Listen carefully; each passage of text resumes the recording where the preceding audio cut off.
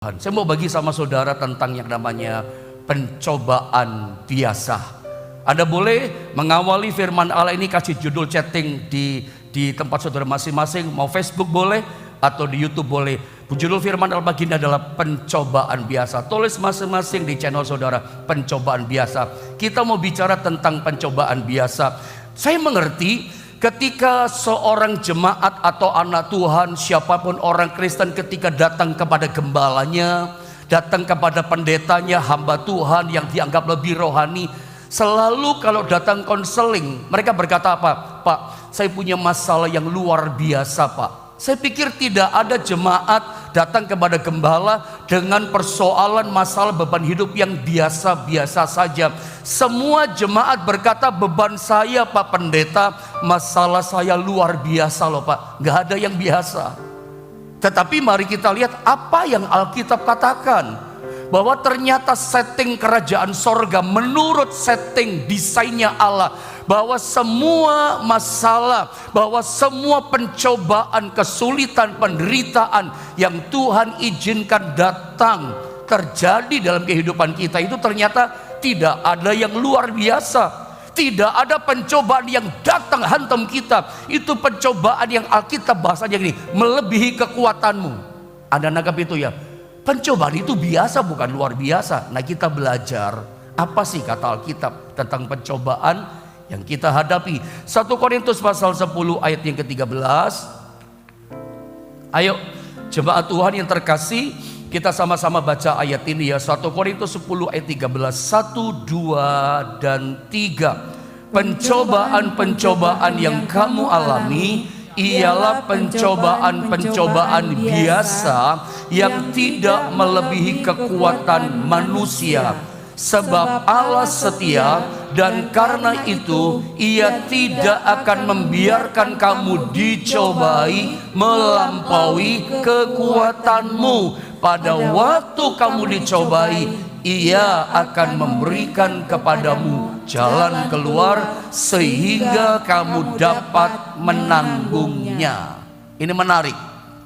Saya langsung saja menukik pada inti persoalan. 1 Korintus pasal 10 di ayat 13, kalimat awal tadi lengkapnya begini ya, dikatakan pencobaan-pencobaan yang kamu alami. Lihat kalimatnya, pencobaan-pencobaan yang kamu alami. Coba lihat Anda PowerPoint yang pertama. Jadi jelas dikatakan pencobaan-pencobaan. Artinya apa? Yang datang sama kita itu bukan satu pencobaan loh. Alkitab katakan apa? Pencobaan-pencobaan. Mari kita sama-sama tenang dulu, ikuti firman Allah ini dengan baik. Alkitab katakan pencobaan-pencobaan yang kamu alami. Jadi bisa jadi yang datang sama kita bukan satu pencobaan. Ya, ada kalanya dalam satu periode tertentu dalam kehidupan kita, dalam periode tertentu hidup yang kita jalani, dalam satu waktu tertentu, dalam satu hari tertentu, kita tempo-tempo bisa menghadapi namanya rentetan pencobaan. Bisa jadi loh, kita diizinkan Tuhan mengalami situasi bukan satu pencobaan, tapi rentetan pencobaan. Dan meskipun rentetan pencobaan, banyak pencobaan. Jadi ginilah, Alkitab tidak katakan setelah kita mengalami satu pencobaan selesai, lalu kemudian baru datang pencobaan yang lain. Enggak begitu, no. Alkitab tidak catat menuliskan begitu. Kadang bisa terjadi. Makanya saya ingin lewat firman Allah ini menyadarkan kita. Anda jangan jadi orang Kristen yang lalu terkejut dan kagetan. Loh, kok saya ngadepin banyak pencobaan-pencobaan?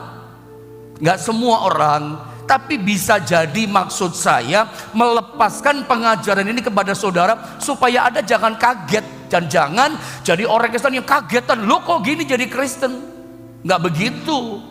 Karena jelas Alkitab katakan pencobaan-pencobaan yang kamu alami bisa jadi bukan satu pencobaan. Bisa jadi dalam kurun waktu tertentu rentetan hidup kita mengalami yang namanya rentetan pencobaan-pencobaan.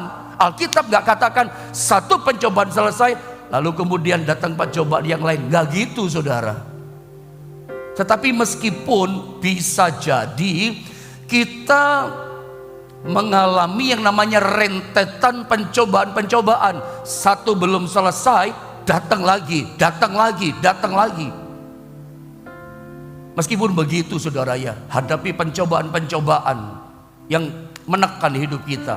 Perhatikan, pencobaan-pencobaan yang kamu alami, Alkitab katakan adalah pencobaan-pencobaan yang biasa. Coba bilang sama-sama saya, pencobaan-pencobaan yang biasa. Ulang sekali lagi, bilang sama-sama saya, pencobaan-pencobaan yang biasa. Ingat, 1 Korintus 10:13 mengatakan kepada kita bahwa semua persoalan, pencobaan yang kita hadapi didesain oleh sorga menurut desainnya atau rencananya Tuhan dalam hidup umatnya adalah semua pencobaan, kesulitan kita itu biasa. Pencobaan dalam rumah tangga kita yang kita alami itu biasa. Pencobaan dalam keuangan kita, Alkitab katakan juga biasa. Pencobaan yang kita alami dalam apa saudara ya?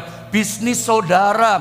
Pencobaan yang kita alami dalam kesehatan kita, Alkitab katakan tidak melebihi kekuatanmu. Pencobaan-pencobaan yang biasa. Tadi di awal saya bilang sama saudara, memang saya mengerti, saya sadar setiap orang jemaat datang kepada gembala, kepada saya di meja konseling, selalu ngomong gini, Pak Pendeta, masalah saya luar biasa Pak. Kali ini Pak, masalah rumah tangga saya nggak biasa tapi luar biasa. Memang begitu, itu bahasanya kita Bapak Ibu Saudara. Itu keluhannya kita, itu kan kita yang ngomong, itu perspektif pandangan kita. Bukan Tuhan. Menurut Tuhan, menurut desainnya Tuhan, pencobaan semua yang Tuhan izinkan datang kepada kita itu biasa loh. Tidak melebihi kekuatanmu. Tapi kenapa nyampe di kitanya pencobaan, kita berkata begini, respon kita, luar biasa loh Pak. Saya pernah ajarkan beberapa hari sebelumnya kalau Anda masih ingat. Setiap kita kalau berkata pencobaan kita luar biasa, pencobaan kita itu berat, under pressure, menekan kita, itu cuma mengindikasikan tidak berimbangnya antara beban masalah kita dengan roh kita. Tidak berimbangnya pertumbuhan iman rohani kita dengan pertumbuhan masalah kita. Ingat Bapak Ibu Saudara, masalah itu bertumbuh. Beban hidup di dunia ini tambah hari bukan tambah ringan, kesulitannya, masalahnya tambah berat, tambah berat, tambah berat, terus bertumbuh tambah berat. Kalau Anda tidak mengimbangi setiap hari, roh kita bertumbuh, iman kita bertumbuh, tidak berimbang. Makanya yang datang kepada kita, begitu masalah Tuhan izinkan datang kepada kita, munculnya di mulut kita apa? Badan kita berkata apa? Luar biasa Pak beratnya, gak imbang. Makanya kesimpulan saya, dibutuhkan roh yang kuat, dibutuhkan iman yang kuat untuk menanggung beban hidup yang berat. Kalau kita tertekan oleh beban hidup berat, gak seimbang roh kita, gak bertumbuh. Itu kalau bicara kesehatan, bicara tentang antibodi iman kita sedang bermasalah. Kalau Anda lihat gambar ini ya, saya kasih gambaran ya. Masalah biasa, tapi kenapa keluarnya di mulut kita, daging kita berkata, luar biasa loh Pak, luar biasa Pak beban keuangan saya, beban pencobaan dalam rumah tangga saya dan seterusnya. Kenapa biasa jadi luar biasa? Responnya kita kena sama kita. Saya kasih contoh pandangan. Antibodi kita, iman kita bermasalah. Batuk pilek, flu, itu sesungguhnya penyakit biasa. Setuju dengan saya saudara ya? Kita sepakat lah saya pikir bahwa yang namanya penyakit batuk, penyakit pilek, penyakit flu, nah itu penyakit biasa buat kita sekarang. Kalau dulu memang luar biasa, belum ketemu obatnya, antibodi kita belum terbentuk ya. Tapi sesungguhnya sekarang batuk, flu, pilek penyakit biasa. Tapi penyakit yang biasa ini lalu sembuh begitu saja. Ini kalau diderita oleh orang yang sakit HIV, itu memang betul jadi luar biasa. Kenapa? Karena orang yang sakit HIV antibodinya bermasalah, imunnya bermasalah. Penyakit biasa batuk, pilek, flu, kalau orang kena HIV, batuk saja bisa rontok tuh jantung. Betul apa tidak? biasa, munculnya jadi luar biasa bagi orang yang antibodinya bermasalah. Kalau antibodi iman kita lemah, antibodi iman kita bermasalah, masalah biasa jadi luar biasa. Imannya gak berimbang, iya kan? Rohnya kita gak bertumbuh kuat.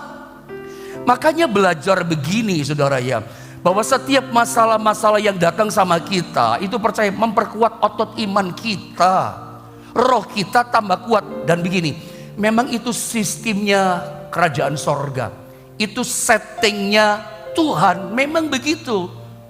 Tujuannya apa? Supaya ketika dia datang kedua kali lewat pencobaan-pencobaan yang Tuhan izinkan datang sama kita, roh kita kuat. Ketika dia datang sebagai mempelai pria yang sempurna, dia juga menyebut gerejanya yang dewasa yang sempurna, mempelai wanitanya yang sempurna, yang kuat. Sama seperti Kristus kata Alkitab. Kita nggak bisa kuat. Saya kasih gambaran supaya melandas, saya kasih contoh supaya melandas, bahwa pencobaan itu memperkuat roh kita. Itu settingnya kerajaan sorga. Anda lihat contoh di sini. Masyarakat Jepang, Anda mungkin pernah dengar ilustrasi seperti ini ya. Ada bisa cari di Google ilustrasi seperti ini. Saya cuma hanya ingin melandaskan pengajaran firman. Anda lihat gambar ini. Masyarakat Jepang itu makanan favorit mereka salah satunya adalah sashimi, ikan segar. Ikan hidup-hidup yang segar dipotong dimakan.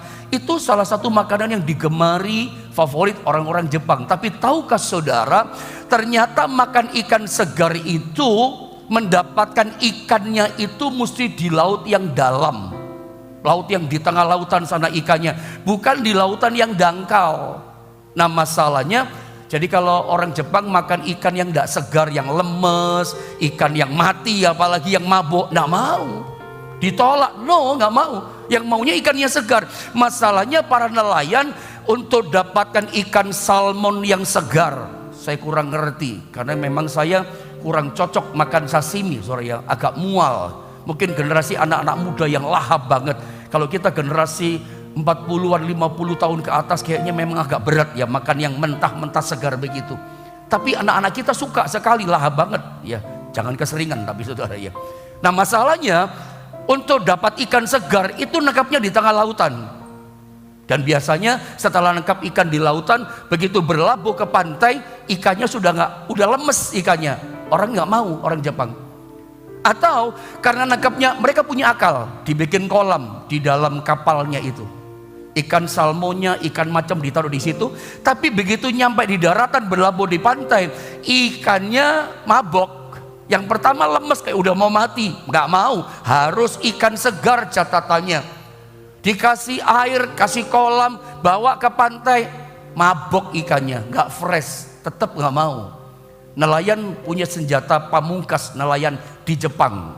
Senjata pemangkus akhirnya apa? Kolamnya diperbesar, airnya diperdalam kolamnya, volume air diperbanyak. Masukkan ikan hasil tangkapan di tengah lautan, salmon masuk, apalah ikan yang lain masuk begitu. Dan Anda lihat gambar screen ini, nelayan Jepang kasih ikan salmon dan kasih hiu-hiu kecil. Bisa jadi bukan satu ikan hiu kecil, tapi ada hiu-hiu, beberapa ekor ikan hiu yang kecil ditaruh dalam kolam bersama dengan ikan yang segar hasil tangkapan. Dan Anda tahu senjata pamungkasnya berhasil, sampai hari ini dipakai cara ini. Ya, sampai hari ini dipakai cara ini. Tangkap di tengah lautan ikan salmon dan ikan yang segar itu, dimasukkan di kolam yang ada airnya, lalu dimasukkan hiu-hiu kecil. Nyampe di daratan, di pantai, ikan salmon dan teman-temannya tetap segar. Orang Jepang suka, favorit makan ikan segar ini. Kenapa? Ikan-ikan salmon tadi tetap segar nyampe berlabuh di pantai, karena ada hiu-hiu kecil yang terus kejar sepanjang tengah laut sampai pantai, terus mobile, terus bergerak, terus dikejar-kejar, nggak sempat tidur, nggak sempat lemah, nggak sempat lemas, terus dikejar, gerak ototnya ikan. Makanya nyampe di tujuan di pantai tetap fresh, tetap kuat, tetap segar. Tahukah saudara, kalau saya ilustrasikan ini, saya kasih tahu berdasarkan 1 Korintus 10 ayat 13, pencobaan-pencobaan biasa yang kita alami, yang Alkitab katakan tidak melebihi kekuatanmu, kekuatan kita manusia. Pencobaan itu bagaikan hiu hiu kecil. Sorry to say, saya katakan sama saudara, hiu-hiu kecil itu pencobaan-pencobaan biasa yang ada dalam hidup pernikahanmu, pencobaan biasa yang ada dalam hidup keuanganmu, dalam rumah tanggamu, dalam bisnismu. Itu gini loh, sorry ya, maafkan ya, itu Anda tidak bisa tengking, tidak bisa. Anda jangan punya cara pandang yang salah tentang kerajaan Allah, caranya Tuhan. Saya berharap kita satukan persepsi kita dalam polanya Tuhan, caranya Tuhan. Peperangan rohani kita harus pakai polanya Tuhan. Peperangan rohani kita harus pakai caranya Tuhan. Jangan pakai cara kita. Kita suka berpikir salah. Kita berpikir Tuhan akan menghalaukan kita umatnya dari peperangan. No.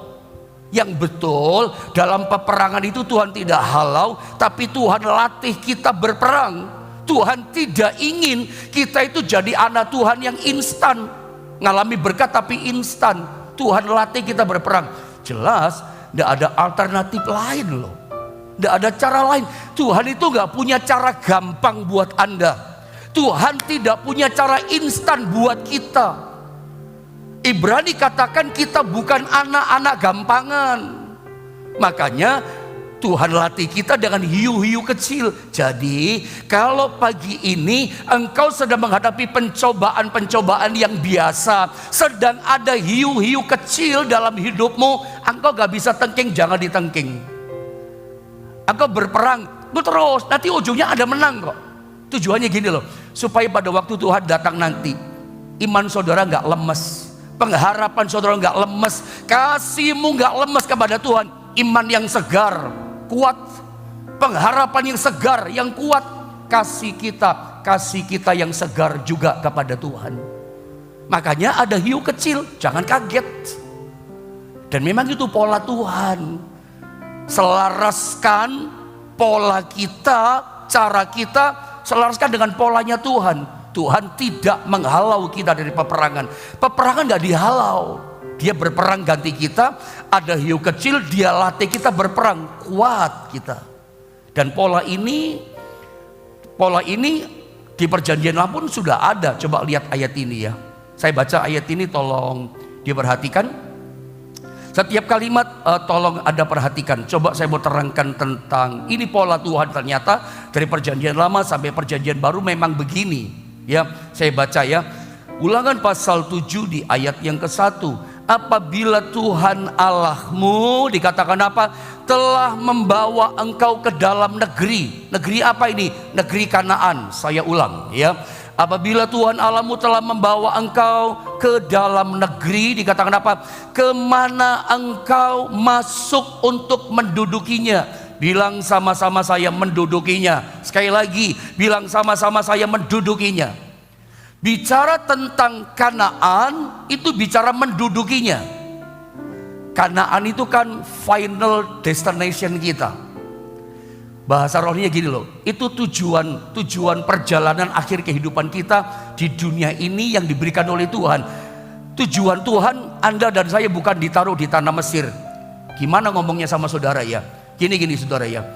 Kita umat Tuhan, Israel, itu kan gambaran kita. Anda tahu kan, masih segar dalam ingatan saudara, umat Allah Israel itu pernah hidup di 3 jenis tanah. Anda ingat ya? Tanah yang pertama, tanah Mesir, the land of not enough. Tanah yang membuat mereka kekurangan, gak cukup, makan gak cukup, kasih gak cukup, dan seterusnya. Mujizat gak cukup, the land of not enough. Lalu kemudian Tuhan bawa mereka kelewat padang gurun. Mesir bukan rencana Tuhan buat kita. Kalau ada di antara saudara merasa gak cukup Pak ekonomi saya, bayar kontrak rumah, bayar anak sekolah, untuk makan gak cukup. Saudara, saya yakin pagi ini Tuhan akan bawa saudara dari Mesir ke padang gurun. Di padang gurun itu istilahnya cukupan ya, pas-pasan ya, the land of just enough. Pas butuh air, gunung batu keluar air. Kami butuh makan, sorga keluarkan makan. Selalu ada mujizat. Dari tidak ada jadi ada. Anda gak pernah kenal ngalami Tuhan kalau gak dibawa padang gurun. Memang itu cara Tuhan. Tapi Tuhan membawa kita Kanaan, menduduki Kanaan. Dibawa keluar dari Mesir, maunya Tuhan Anda dan saya mau dibawa ke Kanaan. menduduki Kanaan, memasuki Kanaan. Bilang sama-sama saya, memasuki Kanaan. Dan sesungguhnya saya percaya ada banyak di antara kita, baik hamba-hamba Tuhan, para gembala yang saya kasihi, yang saya hormati, sampai kepada jemaat yang kita layani, jemaat saudara ada semua, itu ada memang sudah menduduki Kanaan. Tapi banyak juga mayoritas kita belum memasuki Kanaan. Tapi ada memasuki Kanaan, kemiskinan sudah terlambat, diberkati dan tidak turun lagi. Dia ngalami berkat limpah susu madu Kanaan. Tapi ingat saudara ya, generasi Yosua masuk Kanaan, setelah mereka mati, generasi hakim-hakim. Generasi hakim-hakim itu lupa diri dengan berkat. Godaan berkat, ada godaan saudara ya. Mereka itu gampang lupa sama Tuhan. Generasi hakim-hakim itu bolak-balik kena malapetaka kan. Tinggalkan Tuhan, dihantam sama masalah. Bertobat, nanti lupa lagi sama Tuhan. Kesetiaannya kurang. Kenapa? Karena berkat. Generasi Musa itu generasi yang gak setia, ngomel karena penderitaan. Generasi Yosua penderitaan tetap kuat, tapi generasi hakim-hakim ini memble loh. Gampang berubah setia, gampang ngomel, malah diberkati. Berkat itu ada godaan.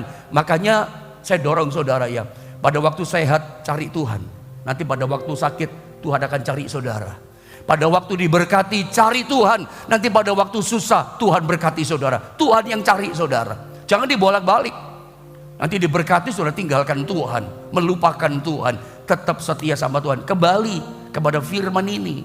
Ini memang polanya Tuhan, caranya Tuhan. Sebelum mengalami Kanaan, final destination kita, menduduki, memasuki, mengalami Kanaan kita. Saya berdoa pagi ini, Anda ada semua pada waktunya ngalami Kanaanmu. Ngalami. Jadi Tuhan izinkan rumah tangga kita ngalami Kanaan, keuangan saudara ngalami Kanaan, ya, ekonomi saudara ngalami Kanaan, pernikahan kita ngalami Kanaan, semua hidup kita menduduki memasuki Kanaan. Wah, itu luar biasa, itu luar biasa. Tetapi untuk menduduki Kanaan itu mesti ada peperangan rohani. Memang seperti itu. Ada pencobaan yang kita mesti perang, Tuhan latih kita. Saya baca lengkap ayat ini. Dikatakan begini, munculkan ayatnya. Apabila Tuhan Allahmu telah membawa engkau ke dalam negeri kemana dikatakan engkau masuk untuk mendudukinya, final destination kita. Dan perhatikan, ia telah menghalau banyak bangsa dari depanmu. Perhatikan, ada banyak bangsa-bangsa mesti diperangi. Peperangan rohani saudara ya. Orang mana saja, bangsa apa saja, yakni orang Het, suku bangsa Het, orang Girgasi, ketiga orang Amori, orang Kanaan, orang Feris, orang Hewi, dan orang Yebus. Perhatikan, 7 bangsa yang lebih banyak dan lebih kuat daripadamu. Dalam terjemahannya teks bahasa Inggris itu disalin 7 bangsa yang lebih banyak, yang lebih kuat. Tadi pakai bahasa 7 nation, dikatakan and greater and mightier than you. Bangsa yang lebih kuat, lebih banyak, lebih berkuasa. Jadi ternyata untuk menduduki, memasuki Kanaan, jadi kalau saya sederhanakan, rencana Allah adalah keluarga kita ngalami Kanaan, bisnis saudara dalam Kanaan, ya, keuanganmu, ekonomimu ngalami Kanaan, dalam Kanaan, menguasai Kanaan, menduduki Kanaan. Mengalami itu, menduduki itu, menguasai itu harus lewat perang, peperangan rohani. Selaraskan pola kita, cara peperangan kita dengan Tuhan. Jangan pakai cara kita. Ada peperangan rohani loh. Tuhan gak menghalau peperangan itu, tapi dilatih untuk berperang. Bagaimana caranya Tuhan dalam peperangan rohani ini? Nah ini ayat 22, selaraskan, saya ulang, pola kita dengan polanya Tuhan. Caranya, bagaimana cara Tuhan menghalau musuh-musuh 7 bangsa yang lebih banyak, lebih berkuasa, lebih kuat. Ayat 22, saya ingin kita baca ayat ini sama-sama, menjadi ingat-ingatan, warning juga buat kita. Ulangan 7 di ayat 22, 2 dan 3. Tuhan Allahmu akan menghalau bangsa-bangsa ini dari hadapanmu, terus Sedikit demi sedikit. Engkau tidak boleh membinasakan mereka dengan segera, supaya jangan binatang hutan menjadi terlalu banyak melebihi engkau. Perhatikan kalimat awal, tetap tahan ini ayat, perhatikan baik-baik kalimat demi kalimat. Dikatakan apa? Tuhan Allahmu akan menghalau bangsa-bangsa ini. 7 bangsa yang dikatakan apa? Lebih kuat, lebih banyak, lebih berkuasa. Ya, 7 bangsa ini yang menghalau siapa? Yang menghalau bukan pendeta, yang menghalau bukan manusia, yang menghalau bukan nabi, yang menghalau bukan rasul, yang menghalau bukan malaikat. Siapa yang menghalau? Tuhan Allahmu. Saya ulang, yang menghalau siapa? Ini cara Tuhan. Selaraskan pola kita dengan pola Tuhan. Ya, perhatikan, yang menghalau adalah Tuhan Allahmu akan menghalau bangsa-bangsa ini dari hadapanmu. Caranya bagaimana? Sedikit demi sedikit. Perhatikan kalimat ini, little by little. Garis bawah ini. Tuhan katakan, engkau tidak boleh membinasakan mereka dengan segera, dengan cepat, dengan tuntas. Loh, pendeta pernah ajarkan hadapi masalah dengan tuntas. Nanti tuntas, tapi little by little, sedikit demi sedikit. Itu memang cara Tuhan, tapi mesti tuntas, tidak boleh tersisa. Tapi caranya, polanya little by little, sedikit demi sedikit. Kenapa nggak boleh langsung tuntas? Karena ternyata ada binatang hutan atau the beast, kata bahasa Inggris, binatang buas yang hidup di sana. Nanti Tuhan katakan, kalau kamu 7 bangsa tadi yang lebih banyak, lebih kuat, kamu tumpas langsung, nanti binatang hutan itu populasinya lebih banyak dari kamu. Nanti kamu yang dimangsa binatang buas sama mereka, kamu mati. Karena ternyata jangan ditumpas dengan segera, langsung berat tuntas. Kenapa? Karena 7 bangsa tadi yang lebih kuat, lebih banyak tadi, mightier tadi katakan lebih kuat, and higher tadi, mereka itu pemangsa binatang hutan. Mereka itu makan binatang hutan, saudara ya. Makan binatang buas. Ini menarik loh, saudara ya. Saya rohanikan, kita orang Kristen itu punya musuh 2. Ya, musuhnya inside dari dalam dan outside dari luar. Dari dalam itu apa? Binatang buas, the beast. Yang di luar, yang outside apa? 7 bangsa tadi, dari mulai Het tadi, orang Amori, Girgasi, 7 bangsa. Binatang buas itu apa sih? Kesombongan kita, ego kita, merasa diri kita hebat, kepahitan kita, kemarahan kita. Semua perkara-perkara daging itu buas di daging kita. Itu membuat kita nanti gagal menduduki Kanaan. Udah masuk, dicaplok kita sama binatang buas. Hati-hati dengan kedagingan. Generasi hakim-hakim itu kedagingan loh. Banyak yang juga binasa. Banyak kita nanti pada waktu Yesus datang kedua kali, kita gak bisa jadi mempelai pria yang sempurna. Bahkan iman kita iman yang lemas, kasih kita kasih yang lemas, pengharapan lemas. Kenapa? Binatang buas di dalam ini, ego kita, daging kita, ini gak dihabisi. Ingat, yang di luar itu juga ada 7 bangsa. Jadi ternyata 7 bangsa ini memakan the beast yang di luar, yang di dalam kita. Kedagingan kita, kesombongan kita, ego kita, kepahitan hati kita, kemarahan kita, kekecewaan kita, perjinahan dalam daging. Itu binatang buas itu dimangsa sama 7 bangsa tadi. 7 bangsa itu bicara apa sih? Ya pencobaan-pencobaan hiu-hiu kecil tadi. Itu memangsa, mengikis little by little kedagingan kita. The beast itu kedagingan, itu gak bisa tuntas langsung selesai. Itu dikikis sedikit demi sedikit. Gak gampang loh ngalahin kedagingan. Buas kedagingan itu bisa makan kita. Iman kita bisa dimakan, rohani kita bisa dimakan, gak berimbang. Ini profetik loh, ini penting buat saudara. Untuk ngalami Kanaan itu gak gampang. Banyak orang jatuh bangun, sudah masuk Kanaan jatuh lagi. Banyak kita dengar orang jatuh gak bisa bangun. Kenapa? The beast makan dia, kedagingannya, sehingga Tuhan berpaling dari dia. Doanya gak didengar, Tuhan gak bela, Tuhan gak tolong. The beastnya buas. untuk ngikis the beast, 7 bangsa tadi, hiu-hiu kecil. Itu datang sama kita, itu kita perangi. Nah 7 bangsa itu dalam Ulangan pasal 7 tadi ada 7 bangsa kan. Ada bangsa Het. Het itu artinya adalah teror. Bilang sama-sama saya, teror. Yang penting Anda jangan jadi tukang teror ya. Maaf nih kata-katanya guyon saudara, maaf.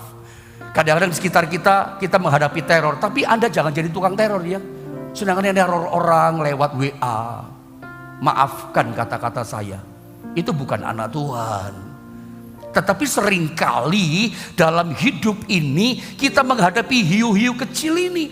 Kita menghadapi pencobaan-pencobaan biasa yang tidak melebihi kekuatanmu. Kamu dapat menanggungnya, aku memberikan jalan keluar. Kita hadapi namanya Het. Ada masalah yang datang sama kita, ada masalah yang menyerbu kita, pencobaan namanya teror.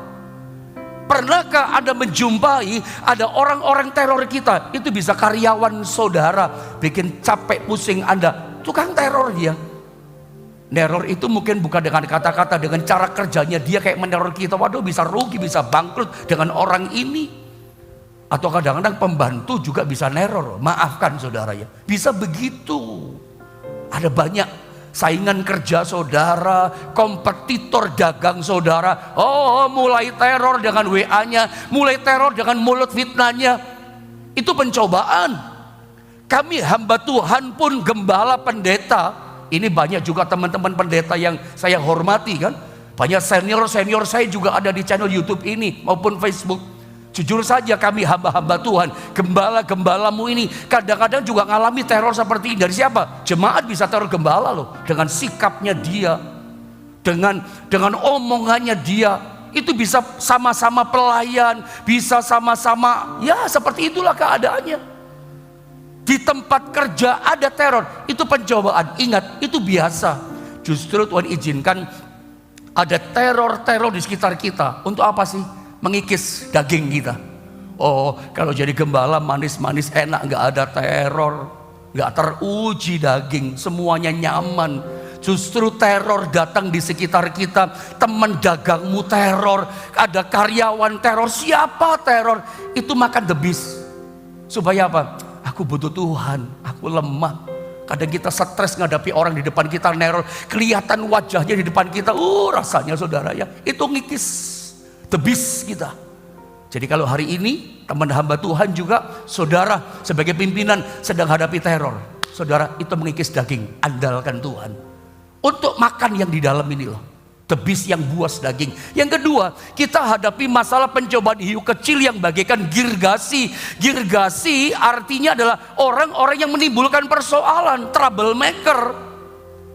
Kadang kita menemukan orang yang apapun yang dibuat bikin masalah sama kita, cari persoalan sama kita. Kadang-kadang aneh ya. Kadang-kadang kita menemukan hari yang aneh dalam hidup kita. Kita ketemu orang yang sengaja bikin persoalan sama kita, jegal jalan kita, nutup jalan kita. Ini teror plus bikin masalah sama kita. Hari ini kalau Anda bertemu dengan orang-orang suku bangsa Girgasi, hiu-hiu kecil dalam hidupmu, itu melatih imanmu tetap segar. Tuhan tolong aku, supaya daging kita dikikis, tetap andalkan Tuhan, hidup dekat dengan Tuhan, mengasihi Tuhan. Tujuannya waktu Yesus datang, imanmu tetap segar, kasihmu tetap segar, bukan iman yang lemes. Ya Anda akan lemes kalau gak pernah memandang kepada Tuhan. Semuanya nyaman, gak ada masalah. Tapi gak begitu cara Tuhan. Selalu dihadirkan pencobaan biasa, hiu-hiu kecil dalam hidupmu untuk apa? The beast ini yang buas dalam daging yang jahat ini dimakan, dikikis. Kadang kita ketemu, kadang anak kita datang bikin persoalan. Kadang siapa keluarga kita, bisa suami, bisa istri. The beast dimakan daging kita, ego kita. Ya, saya cepat saja baca ya karena waktu, saya selesaikan saja. Amori bisa datang hiu kecil itu, pencobaan biasa itu, membantah dengan kata-kata. Ada pernah gak ketemu sama orang? Ini rata-rata orang sih, manusia sih penyebabnya. Interaksi kita secara sosial dengan orang. Ada pernah gak ketemu sama karyawan? Anda kasih nasihat, bantah. Setiap diomongin bantah. Gak pernah terima kasih Pak buat masukannya. Terima kasih dengan nasihatnya. Dalam gereja ada juga jemaat yang selalu bantah, dinasehati, bantah. Loh, yang jadi pendeta ini pendetanya, gembalanya atau jemaatnya? Selalu nasihat pendeta firman Allah ini, gak begitu Pak Pendeta. Kadang kita bertemu dengan orang-orang yang jengkelin begini. Kita kasih masukan, kita kasih nasihat, oh terus dibantah. Itu proses, itu hiu kecil. Supaya apa? Imanmu fresh, berharap pada Tuhan.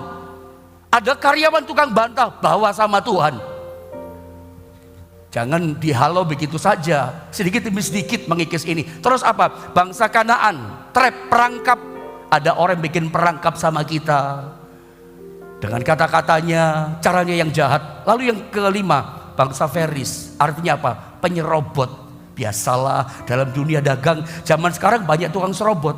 Gereja saja jemaat sedang diserobot kok. Mau ke sini, oh jangan ke sana, pendetanya gini. Jemaat sama jemaat diseroboti kok, ke gereja sama gereja, pendeta sama pendeta. Apalagi saudara pengusaha, biasalah. Dan penyerobot itu biasanya profesinya sama dengan saudara. Tukang soto ya soto. Gak ada pendeta yang gosipin misalnya jual onderdil mobil. Pendeta ya pendeta gitu. Tapi jangan jadi orang seperti ini. Mungkin orang lain perlakukan kita begini. Ada 7 persoalan datang macam-macam, tapi tujuannya sama. Buat iman kita segar, itu cara Tuhan. Dan ujungnya Tuhan kasih kemenangan. Anda menduduki Kanaan kita, final destination kita masuki, ngalami itu. Tetap andalkan Tuhan. Ingat, Tuhan yang berperang ganti kita. Makanya berharap berserah sama Tuhan. Hiu kecil pasti kita bisa lewati. Pencobaan kita pasti bisa menangkan. Karena apa?